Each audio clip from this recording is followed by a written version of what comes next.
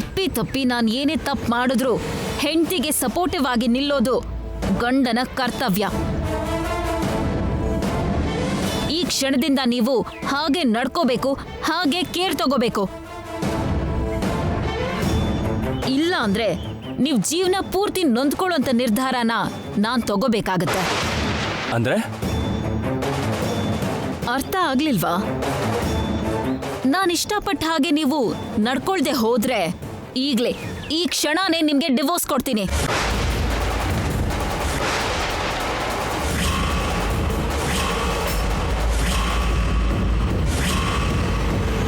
ಡಿವೋರ್ಸಾ? S, divorce ಕೊಡ್ತೀನಿ ನಾನು. ದುಡಿದೇ ಇರೋ ಗಂಡನ್ ಜೊತೆ ಆದ್ರೂ ಸಂಸಾರ ಮಾಡ್ಬೋದು, ಆದ್ರೆ ಹೆಂಡತಿಗೆ ಯಾವುದೇ ಸಪೋರ್ಟ್ ಮಾಡದೇ ಇರೋ ಗಂಡನ್ ಜೊತೆ ಮಾತ್ರ ಸಂಸಾರ ಮಾಡಬಾರ್ದು. ಅದಕ್ಕೆ ಡೈವರ್ಸ್ ಕೊಡ್ತೀನಿ ಅಂತ ಹೇಳಿದ್ದು.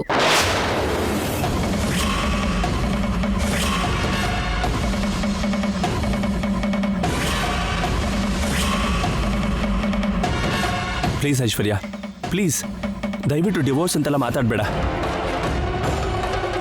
ಗಂಡ ಹೆಂಡತಿ ಡಿವೋರ್ಸ್ ತಗೋತಾರೆ ಅನ್ನೋದು ನಮ್ಮನೆ ಸಂಪ್ರದಾಯ ಅಲ್ಲ. ಅಂತ ಮಾತು ಕೂಡ ನಮ್ಮ ಮನೇಲಿ ಇಲ್ಲಿವರೆಗೂ ಯಾರೂ ಮಾತಾಡಿಲ್ಲ. ಅಂಥದ್ರಲ್ಲಿ ನಾವು ಡಿವೋರ್ಸ್ ತಗೋತೀವಿ ಅಂದರೆ ಮಮ್ಮಿ ಡ್ಯಾಡಿ ತುಂಬ ನೊಂದ್ಕೋತಾರೆ. ಈ ವಯಸ್ಸಲ್ಲಿ ಮೊಮ್ಮಗಳನ್ನೋ ಅವ್ರ ಕೈಯಲ್ಲಿಟ್ಟು ಸಂತೋಷ ಪಡಿಸ್ಬೇಕೇ ಹೊರತು ಹೀಗೆ ನಾವು ಡಿವೋರ್ಸ್ ತಗೊಂಡು ಅವ್ರಿಗೆ ನೋವು ಕೊಡಬಾರ್ದು. ದಯವಿಟ್ಟು ಇನ್ಯಾವತ್ತೂ ಡಿವೋರ್ಸ್ ಅಂತ ಮಾತಾಡಬೇಡ. ಅದು ನನ್ನ ಕೈಯಲ್ಲಿಲ್ಲ, ನಿನ್ನ ಕೈಯಲ್ಲಿದೆ, ನಿನ್ನ ಹಣೆಯಲ್ಲಿದೆ.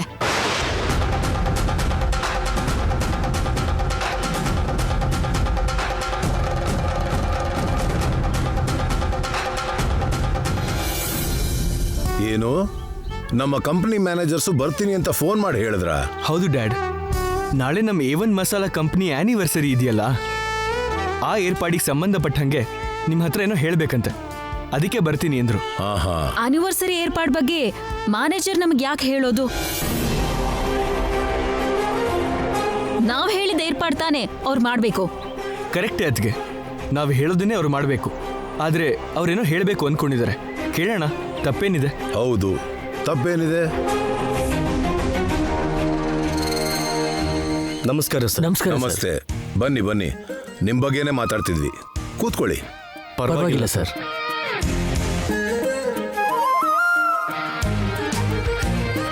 ಈ ಸಲ ನಮ್ಮ ಕಂಪ್ನಿ ಆನಿವರ್ಸರಿನ ನೀವು ಹೇಳಿದಾಗೆ ಎಲ್ಲ ಏರ್ಪಾಟನ್ನು ತುಂಬ ಗ್ರ್ಯಾಂಡಾಗಿ ಮಾಡಿದ್ದೀವಿ ಸರ್. Good, very good. ಈ ಸಲ ನಮ್ಮ ಕಂಪ್ನಿ ಆನಿವರ್ಸರಿನ ಒಂದು ಫ್ಯಾಮಿಲಿ ಫಂಕ್ಷನ್ ಥರ ಮಾಡಬೇಕು ಅಂದ್ಕೊಂಡಿದ್ದೀವಿ ಸರ್.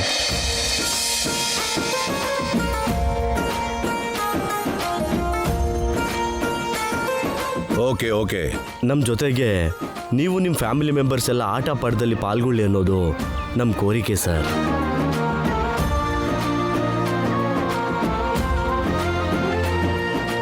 ಏನು, ನಮ್ ಫ್ಯಾಮಿಲಿ ಮೆಂಬರ್ಸ್ ನಿಮ್ ಜೊತೆ ಸೇರಿ ಆಟಗಳನ್ನೆಲ್ಲ ಆಡ್ಬೇಕಾ?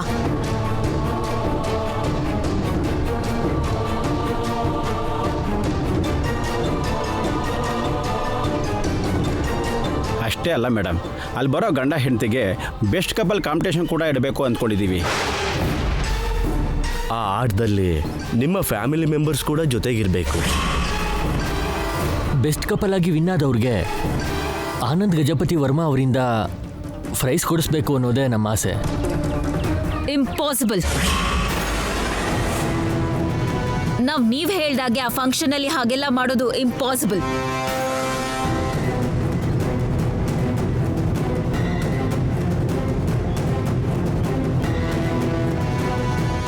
ಬೇಕು ಅಂದ್ರೆ ಆ ಆಟಗಳನ್ನೆಲ್ಲ ನೀವು ವರ್ಕರ್ಸ್ ಮಧ್ಯೆ ಆಡ್ಕೊಳ್ಳಿ. ಗೆದ್ದವ್ರಿಗೆ ಮಾವ ಬಂದು ಬೆಸ್ಟ್ ಪ್ರೈಸ್ನ ಕೊಡ್ತಾರೆ.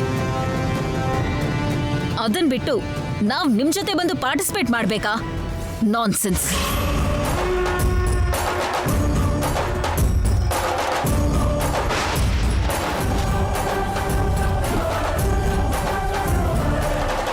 ಹಾಗೆ ಮಾಡಿದ್ರೆ ತಪ್ಪೇನಿದೆ ಅಕ್ಕ?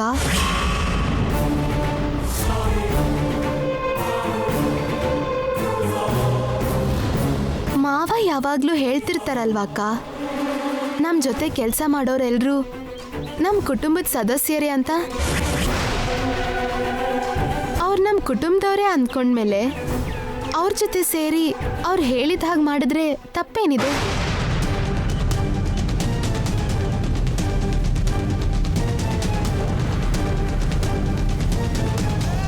ಶ್ಯಾಮ, ಇದ್ರ ಬಗ್ಗೆ ಎಲ್ಲ ನಿನ್ಗೇನು ಗೊತ್ತಾಗಲ್ಲ, ನೀನ್ ಮಾತಾಡ್ಬೇಡ.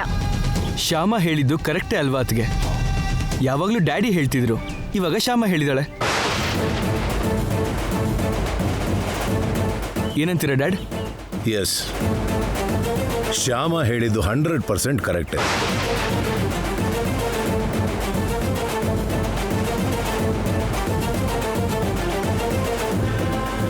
ನಮ್ಮ ಹತ್ರ ಕೆಲಸ ಮಾಡೋರು ವರ್ಷ ಪೂರ್ತಿ ನಮಗೋಸ್ಕರ ಕಷ್ಟಪಡ್ತಾರೆ. ನಾವಿವತ್ತು ಇಷ್ಟು ಸಂತೋಷವಾಗಿರೋದಕ್ಕೆ ಕಾರಣ ಅವರ ಕಷ್ಟ.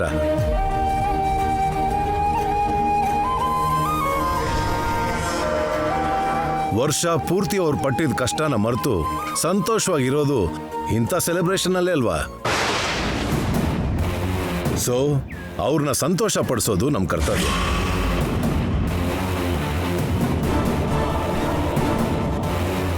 ನೀವು ಅನ್ಕೊಂಡ ಹಾಗೆ ಆ ಸೆಲೆಬ್ರೇಷನ್ಸ್ನ ಏರ್ಪಾಟ್ ಮಾಡಿ. ನಮ್ಮ ಫ್ಯಾಮಿಲಿ ಮೆಂಬರ್ಸ್ ಎಲ್ಲರೂ ಅಟೆಂಡ್ ಮಾಡ್ತೀವಿ. Okay? Thank you thank you sir, thank you very much.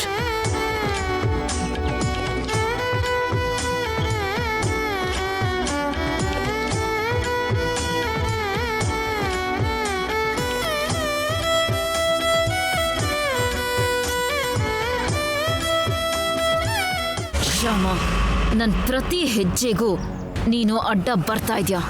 ಆದಷ್ಟು ಬೇಗ ನಿನಗೊಂದು ಗತಿ ಕಾಣಿಸ್ಬೇಕು.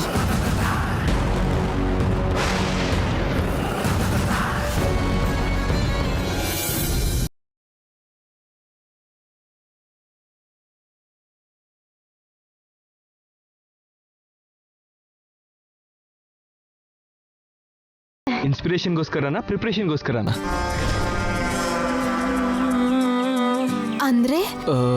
ಅಂದ್ರೆ ನಿನ್ನ ಭಾಷೆಯಲ್ಲಿ ಹೇಳಬೇಕು ಅಂದರೆ, ಇನ್ಸ್ಪಿರೇಷನ್ ಅಂದರೆ ಪ್ರೇರಣೆ, ಪ್ರಿಪ್ರೇಷನ್ ಅಂದರೆ ಸಿದ್ಧತೆ. ನಾಳೆ ನಡೆಯೋ ಗೇಮ್ಸಲ್ಲಿ ಪ್ರೈಸ್ ಎಲ್ಲ ನೀನೇ ತಗೊಳ್ಳೋದಕ್ಕೆ ಈ ಒಲಿಂಪಿಕ್ಸ್ ನೋಡ್ತಾ ಪ್ರೇರಣೆ ತಗೋತಿದ್ಯಾ, ಸಿದ್ಧತೆ ಮಾಡ್ಕೋತಿದ್ಯಾ ಅಂತ ಕೇಳ್ತಾ ಇದ್ದೀನಿ. ಛೇ, ಹಾಗೇನಿಲ್ಲ ರೀ. ಮಕ್ಕಳು ಟಿವಿ ನೋಡ್ತಿದ್ದವರು ವೈದೇಹಿ ಅಕ್ಕ ಕರೆದಿದ್ದಕ್ಕೆ ಈಗಷ್ಟೇ ಹೋದ್ರು. ಓ ಹೌದಾ? ನನ್ನ ಪ್ರೇರಣೆನೋ ಸಿದ್ಧತೆನೋ ಅಂದ್ಕೊಂಡೆ ನೋಡು.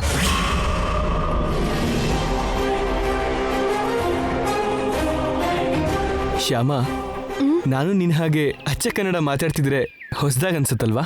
ಅದೇ ರೀ, ನಮ್ ಕನ್ನಡಕ್ಕಿರೋ ದೊಡ್ಡತನ. ನಿಜಾನೇ ಶ್ಯಾಮ, ನಮ್ಮ ಕನ್ನಡ ಭಾಷೆಗೆ ಪ್ರಾಚೀನ ಅನ್ನೋ ಹೆಸರಿದ್ರೂ ಕೂಡ ಯಾವತ್ತೂ ನೊಂದ್ಕೊಳ್ಳಲ್ಲ, ಯಾವತ್ತೂ ಹೊಸದಾಗೇ ಇರುತ್ತೆ.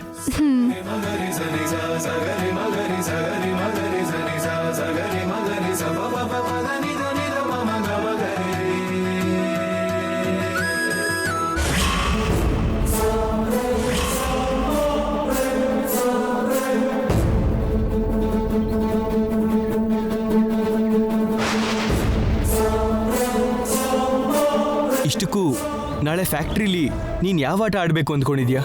ಅವ್ರು ಯಾವ ಆಟ ಇಡ್ತಾರೋ ಆ ಆಟ ಆಡ್ತೀನಿ. ನಿನಗೆ ಯಾವ ಆಟ ಗೊತ್ತು?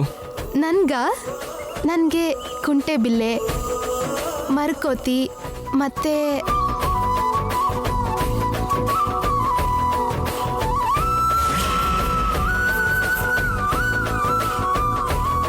ಇಷ್ಟೇ ಅಲ್ಲ, ಇನ್ನು ತುಂಬಾ ಆಟ ಬರುತ್ತೆ ರೀ.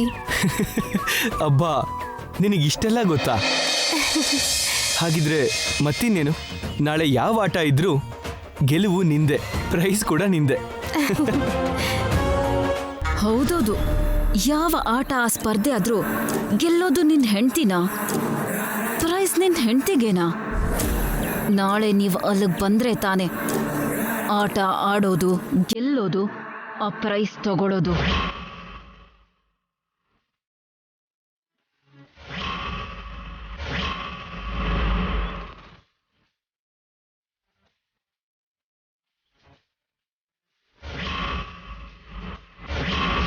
ವಿಧಿ ಆಡ್ಸೋ ನಾಟಕದಲ್ಲಿ ನೀವು ಕೀಲು ಬೊಂಬೆ ಆಗ್ತಿರೋ ಇಲ್ವೋ ನನಗೆ ಗೊತ್ತಿಲ್ಲ. ನಾನ್ ಆಡ್ಸೋ ಈ ಹೊಸ ಆಟದಲ್ಲಿ ಖಂಡಿತ ನೀವು ಸೋಲೋ ಗೊಂಬೆ ಆಗ್ತೀರಾ.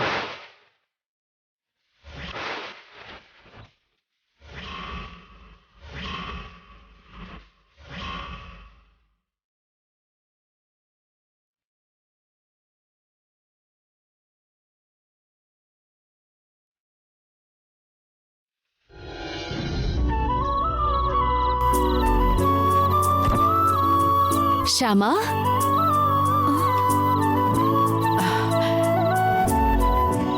ಏನತ್ತೆ? ಶ್ಯಾಮ, ಅಖಿಲ್ ರೂಮಲ್ಲಿ ಇಲ್ಲ, ಇನ್ನೂ ಬಂದಿಲ್ವಾ? ಬರ್ಲಿಲ್ಲ ಅತ್ತೆ. ಯಾಕಿನ್ನೂ ಬರ್ಲಿಲ್ಲ? ಎಲ್ಲಿ ಹೋಗಿದ್ದಾನೆ? ಅದು ಫ್ರೆಂಡ್ಸ್ ಜೊತೆ ಸೇರಿ ಡಿನ್ನರ್ಗೆ ಹೋಗ್ತೀನಿ ಅಂತಂದ್ರು. ಓ ಅವ್ರು ಬರೋದು ಲೇಟ್ ಆಗುತ್ತೆ ಅಂತಾನೂ ಹೇಳಿದ್ರು. ಓ ಲೇಟ್ ಆಗುತ್ತೆ ಅಂದಿದ್ನಾ?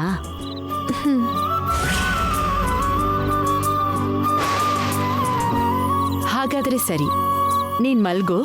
Good night. ಗುಡ್ ನೈಟ್ ಅತ್ತೆ.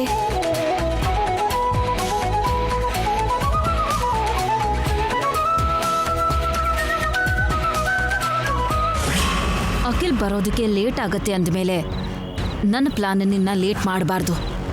ಬೇಗ ಮಲಗೋ ಹಾಗೆ ಮಾಡಬೇಕು.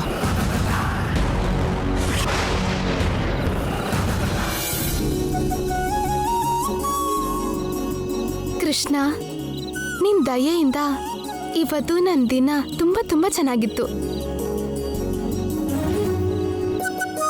ಬೆಳಿಗ್ಗೆ ಅಖಿಲ್ ಅವರು ಕಮಲದ ಹೂ ತಂದ್ಕೊಟ್ರು. ಇಬ್ರು ಸೇರಿ ನಿನ್ಗೆ ಮಾಲೆ ಹಾಕಿದ್ವಿ. ನಾಳೆ ಕಂಪನಿಯಲ್ಲಿ ನಡೆಯೋ ಆಟಗಳಲ್ಲೆಲ್ಲ ನಾವು ಕೂಡ ಆಟ ಆಡೋಣ ಅಂದಿದ್ದಕ್ಕೆ ಅಖಿಲ್ ಅವರು ಮಾವನು ಒಪ್ಕೊಂಡ್ರು. ಈಗ ಅತ್ತೆ ಸಹ ನನಗೆ ಗುಡ್ ನೈಟ್ ಹೇಳಿ ಹೋದ್ರು. ಹೀಗೆ ಪ್ರತಿದಿನನೂ ಸಂತೋಷವಾಗಿ ಕಳೆಯೋ ಹಾಗೆ ಆಶೀರ್ವಾದ ಮಾಡು ಕೃಷ್ಣ.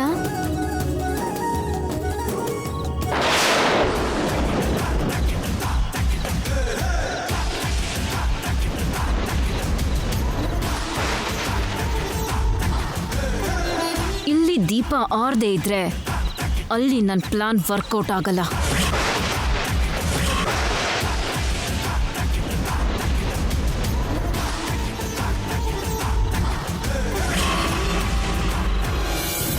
ಬೋರಮ್ಮ, ಬೋರಮ್ಮ.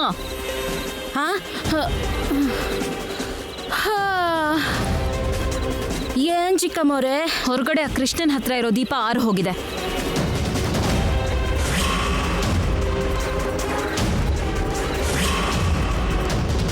ಆ ಶ್ಯಾಮಂಗ್ ಹೋಗಿ ಹೇಳು, ಹೋಗಿ ಹಚ್ಚಿ ಬರ್ತಾಳೆ.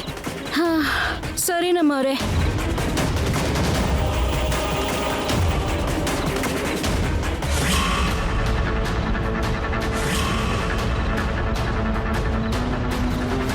ಅಮ್ಮರೇ, ಅಮ್ಮರೇ.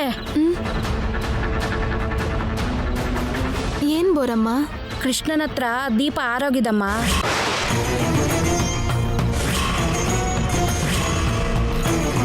ಏನು? ಕೃಷ್ಣನ್ ಮುಂದೆ ದೀಪ ಆರು ಹೋಯ್ತಾ? ಹೌದಮ್ಮವ್ರೆ. ಅಯ್ಯೋ, ನಾಳೆ ನಮ್ಮ ಕಂಪನಿಯಲ್ಲಿ ಅಷ್ಟು ದೊಡ್ಡ ಕಾರ್ಯಕ್ರಮ ಇದೆಯಲ್ಲ, ಇವತ್ತು ದೀಪ ಆರು ಹೋಯ್ತು ಅಂದ್ರೆ ಇದು ಅಪಶಕುನ ಅಲ್ಲ ಅಲ್ವಾ?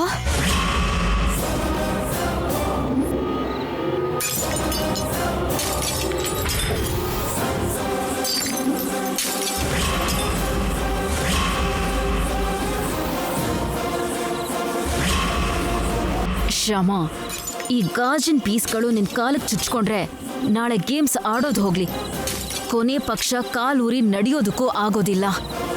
ಪೂರ್ತಿ ಬೆಡ್ ರೆಸ್ಟ್ ಅಲ್ಲೇ ಇರ್ತೀಯ.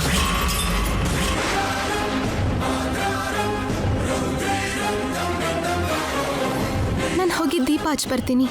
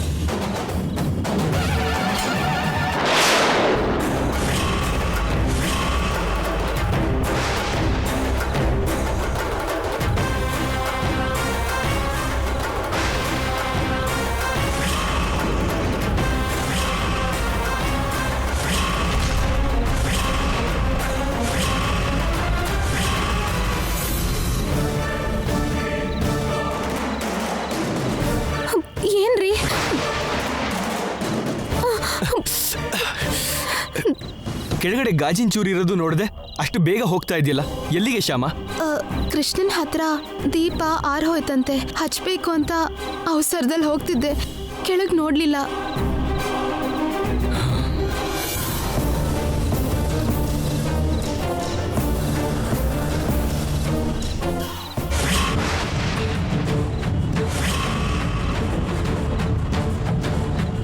ಹೌದು, ಈ ಮೆಟ್ಲು ಮೇಲಕ್ಕೆ ಗಾಜಲಿಂದ ಬಂತು. ಅದೇ ನನ್ಗೂ ಅರ್ಥ ಆಗ್ತಿಲ್ಲ ರೀ. ಬೋರಮ್ಮ, ಇಲ್ಬಾ. ಅಖಿಲಪ್ಪರೇ,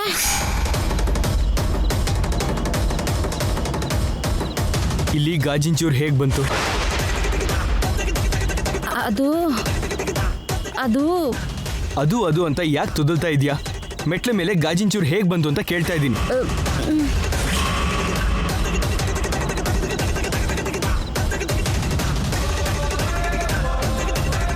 ಅದು ಯಾಕೆ ಭಯಪಡ್ತಿದ್ಯಾ ಬೋರಮ್ಮ?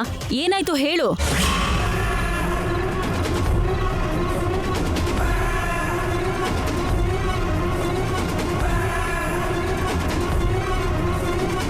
ಏನಾಯ್ತು ಅತ್ತಿಗೆ? ಆಗ್ಲೇ ಬೋರಮ್ಮ ಗಾಜಿನ ಗ್ಲಾಸಲ್ಲಿ ನೀರ್ ತಗೊಂಡ್ ಬರ್ತಿದ್ದಾಗ ಕೈ ಜಾರಿ ಗ್ಲಾಸ್ ಕೆಳಗ್ ಬಿದ್ದು ಹೋಯ್ತು. ಆಗ್ಲೇ ಅವರು ಕ್ಲೀನ್ ಮಾಡಿದ್ರು, ಆದ್ರೂ ಸ್ವಲ್ಪ ಗ್ಲಾಸಿನ ಪೀಸ್ಗಳು ಉಳ್ದು ಹೋಗಿರ್ಬೋದು, ನೋಡ್ಲಿಲ್ಲ ಅನ್ಸುತ್ತೆ. ಆ ವಿಷಯನ ಹೇಳೋದಕ್ಕೆ ಭಯ ಪಡ್ತಿರ್ಬೇಕು. ಅಯ್ಯೋ, ಏಟ್ ಸುಳ್ಳು ಹೇಳ್ತಿದ್ದಾರೆ. ಅಂದ್ರೆ ಐಶ್ವರ್ಯಮ್ಮ ಅವರೇ ಇಲ್ಲಿ ಗಾಜಿನ ಚೂರು ಹಾಕಿದ್ದಾರೆ ಅಂತಾಯ್ತು. ಸರಿ ಬಿಡು, ಸರಿಯಾಗಿ ಕ್ಲೀನ್ ಮಾಡು. ಆಯ್ತು ಅಖಿಲಪ್ಪರೇ. ಬಾ ಶ್ಯಾಮ, ದೀಪ ಹಚ್ಚಿ ಬರೋಣಂತೆ.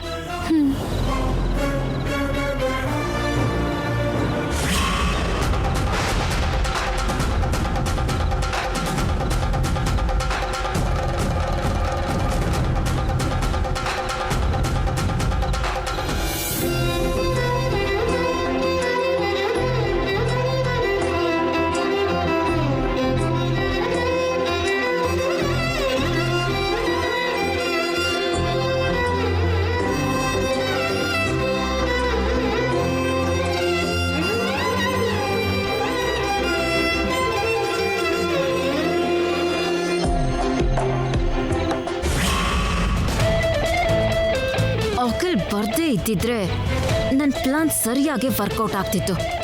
ಇಷ್ಟೊತ್ತಿಗಾಗ್ಲೇ ಶ್ಯಾಮನ್ ಕಾಲಲ್ಲಿ ಬ್ಲಡ್ಡು ಒಳ್ಳೆ ಫ್ಲಡ್ ಆಗೋ ರೀತಿ ಹರಿತಿತ್ತು. ಛೇ,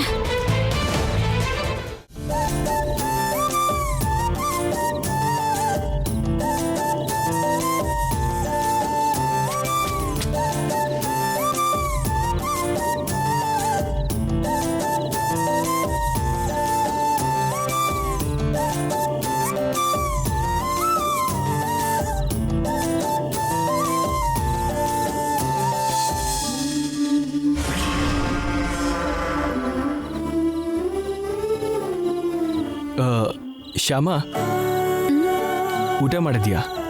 ಇಲ್ಲ ರೀ. ಅದ್ಯಾಕೆ ಶ್ಯಾಮ? ನಾನು ಡಿನ್ನರಿಗೆ ಹೋಗ್ತಿದ್ದೀನಿ, ಆಚೆನೆ ತಿಂತೀನಿ, ನೀನು ತಿನ್ನು ಅಂತ ಹೇಳಿದ್ನಲ್ಲ. ನೀವಿರ್ಲಿಲ್ವಲ್ಲ, ಅದಕ್ಕೆ ನನ್ಗೆ ಹಸಿವೆ ಆಗ್ಲಿಲ್ಲ ರೀ. ಯಾಕ್ರಿ ಹಾಗೆ ನೋಡ್ತಿದ್ದೀರಾ? ನಾನಿಲ್ಲ ಅಂತ ಹೀಗೆ ಊಟ ಮಾಡದೇ ಇದ್ರೆ ಹೇಗೆ ಶ್ಯಾಮ? ನಿಜವಾಗ್ಲೂ ನನ್ಗೆ ಹಸಿವಾಗ್ಲಿಲ್ಲ ರೀ. ಈಗ ನಾನು ಬಂದ್ನಲ್ಲ, ಹಸುವಾಗತ್ತೆ, ನಡಿ.